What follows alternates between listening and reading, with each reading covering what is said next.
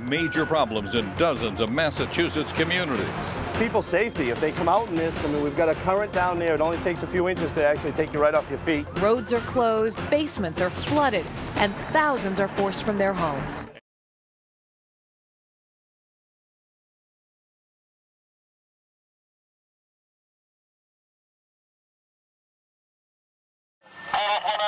This is, we're definitely in a deeper one. We're not exactly sure what the situation is out here.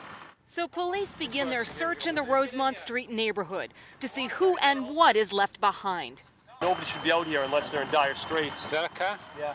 That's the roof of a car right there. Yeah, roof rack. Car after car submerged, almost entire homes, proof of how fast the water rose.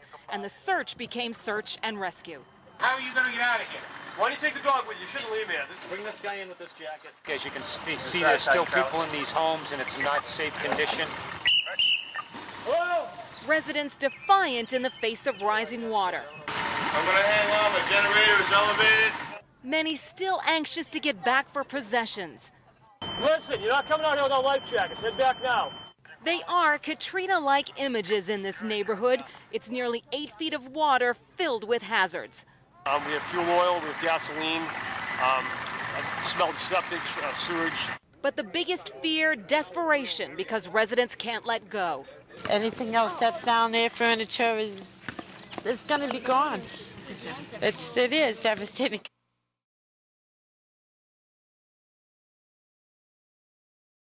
Flood watch is in effect as New England braces for a major rainstorm. Good evening, everyone. I'm Lisa Hughes. And I'm Jack Williams. This is just the beginning of a major storm that will last right through the weekend. Look at the size of this storm now. It is gigantic, and the center of it is still 800 miles away from us. Already, more than 25 streets have been shut down like this because they're literally underwater. All the homes and businesses on these streets evacuated.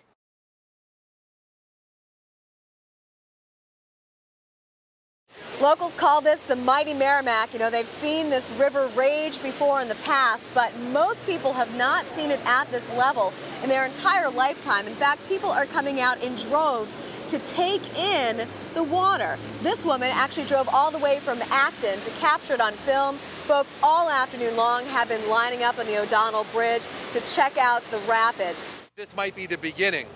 The beginning of the end for the Spigot Falls Dam. Earlier in the day, we could see a wooden railing across it, a pedestrian walkway under construction. About an hour later, gone. The enormous volume of water also pushing down a light post. It has Methuen officials sending a warning downstream. The stress on this old dam may finally crush it.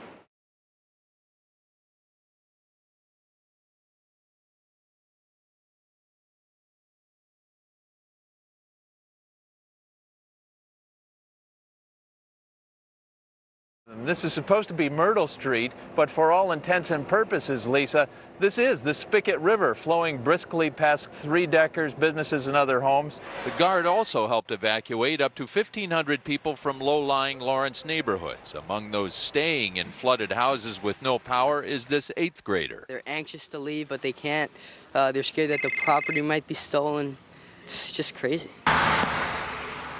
This shot of Route 114 from Interstate 495 shows the depth and breadth of flooding in Lawrence, where the sun briefly illuminated the work ahead.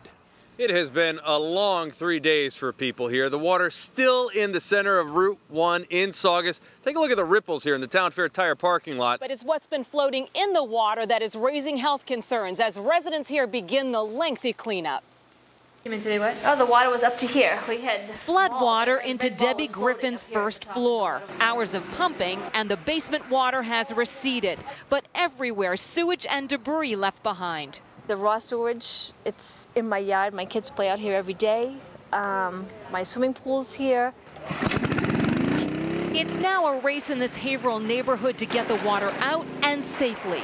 Upstream, a broken sewage pipe is dumping millions of gallons of waste into the Merrimack and these yards. We're trying to avoid a public health disaster.